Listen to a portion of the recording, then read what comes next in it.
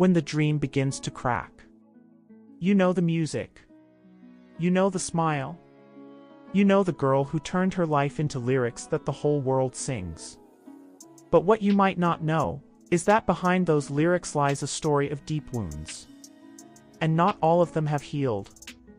Before we dive into this story full of highs and lows, subscribe to the channel so you don't miss any revelations and stay until the end. You're going to be surprised.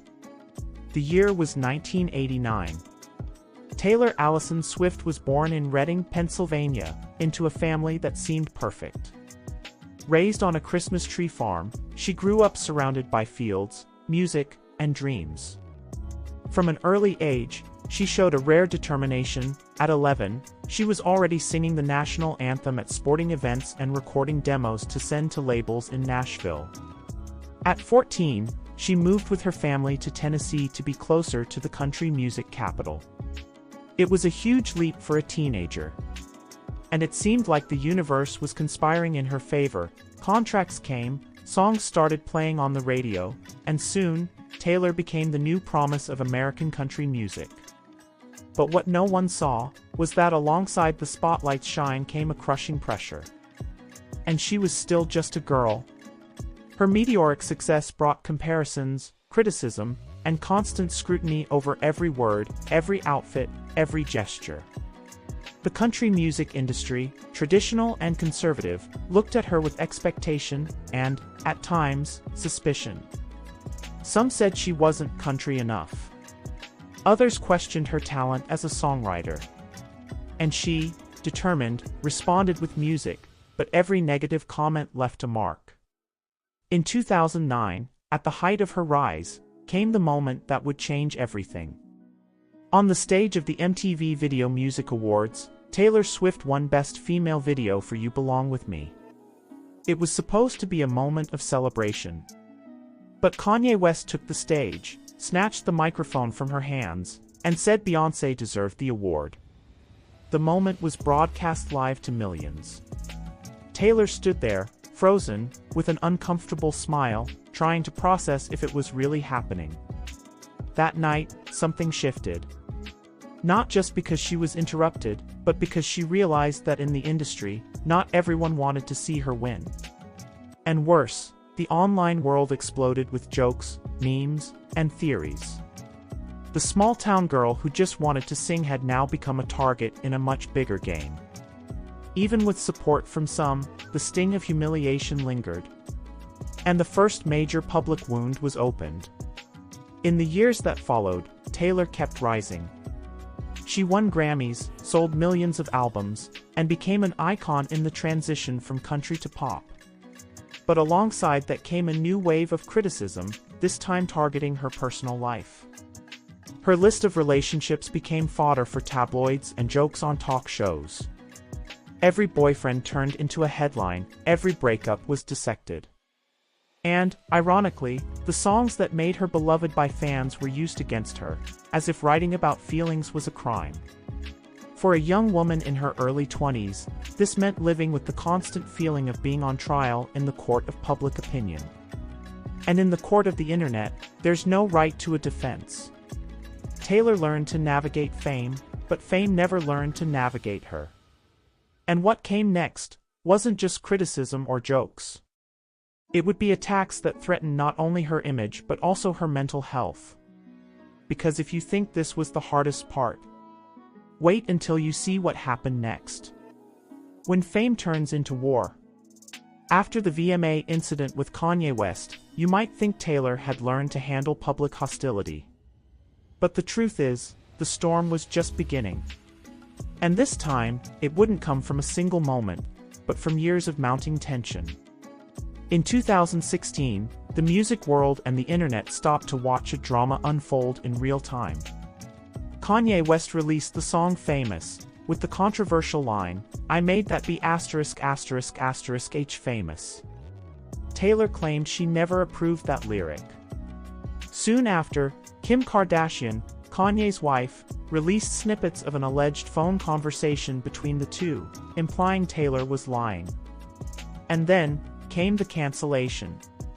The term was already popular, But that year, Taylor became perhaps the biggest example of how the internet can destroy someone. The hashtag Taylor Swift is over party trended worldwide on Twitter. Memes, insults, jokes, all spread within hours. For millions, it was just entertainment. For Taylor, it was an emotional massacre. Can you imagine waking up to see your name as the most talked about topic on the planet, not for an achievement, but because millions are celebrating your end? Taylor described this phase as the darkest moment of her career. She withdrew, stopped attending events, and practically vanished from social media. It was as if she'd disappeared from the map. During that time, she questioned whether she even wanted to make music anymore. The pressure was suffocating. No matter what she said, the narrative had already been written by others. And when the world decides who you are, it's nearly impossible to change that perception. While the public reveled in Taylor's fall, she fought silent battles. One was a lawsuit against a DJ accused of sexual assault during a photo session. The case was humiliating. She had to relive the moment, answer invasive questions, and deal with people doubting her word. Though she won the case, the victory didn't erase the emotional toll. And there was more. Her old albums were sold without her consent to Scooter Braun, a manager with whom she had a strained relationship. It was as if her own history was being taken from her hands. The fight to regain control of her music would become a long, exhausting war. In those years, Taylor learned that fame isn't a stage, it's an arena. And in the arena, there's always someone rooting for your defeat. Tabloids fueled the villain narrative, and every appearance of hers was dissected for something to spark more controversy. The internet, meanwhile, turned any gesture into fuel for attacks. If she stayed silent, they said she was hiding. If she responded, they accused her of playing the victim. There was no way out. Taylor's isolation was profound. She stopped touring, avoided interviews, and retreated into an increasingly smaller circle. And no matter how hard she tried to rebuild, the wounds remained open. Because what was coming wasn't just about reputation. It was about identity, about who she really was, and about how to rebuild when the whole world has already decided who you should be. If you think this was painful so far, wait until you discover what happened in the final phase of this journey. Scars that never fade.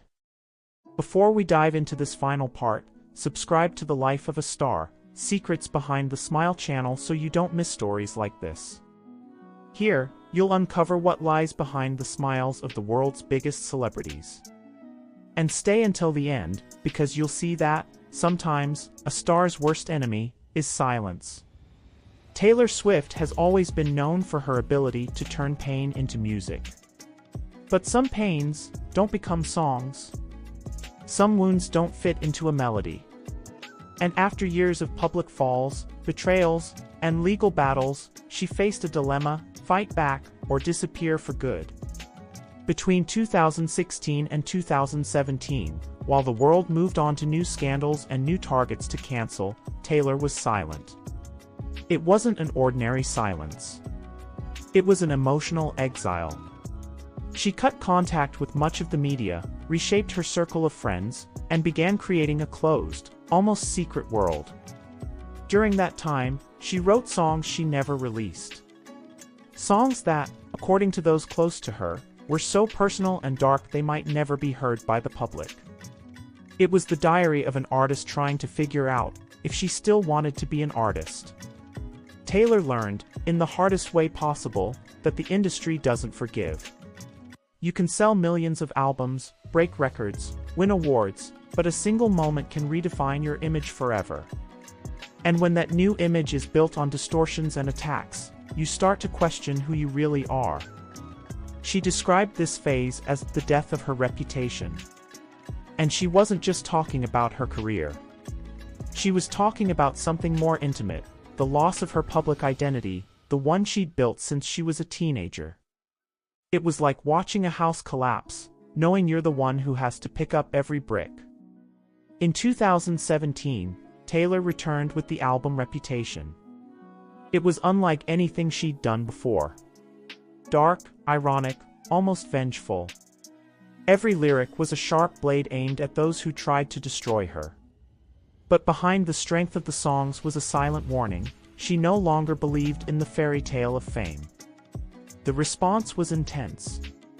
For some, it was proof she had reborn.